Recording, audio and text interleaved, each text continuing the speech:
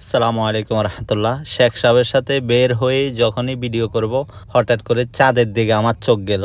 এই চাঁদের 9 তারিখে ইয়ুমুল আরাফা এবং 10 তারিখে পবিত্র ঈদুল আজহা।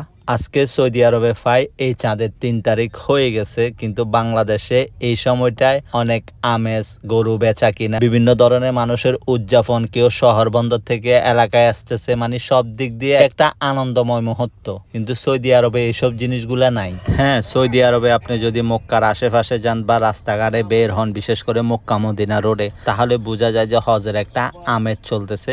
কিন্তু এইসব বাংলাদেশের মতো বেচা কিনা, এই ধরনের জিনিসগুলা খুব কম। সবকিছু এখানে মোবাইলে, আত্মীয় স্বজনের মধ্যেই হয়ে যায়। এখানে ওইভাবে কিন্তু বাজার বসে না। কিন্তু এখানে একটা জিনিস না বললেই নয়, বিশ্বের 5টা সবচাইতে বড় গরু বাজারের মধ্যে সৌদি আরব কিন্তু 3 নম্বরে।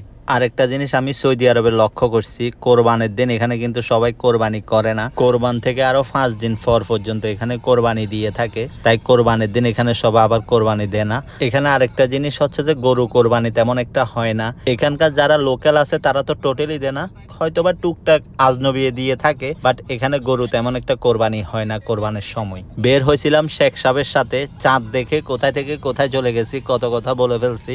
যাই হোক, শেখ সাহেবের সাথেও কাজগুলা সারাইলাম। এখন রওনা বাসার দিকে। ভিডিওটা আজকের জন্য এতটুকু। সবাই ভালো থাকবেন। আসসালামু আলাইকুম।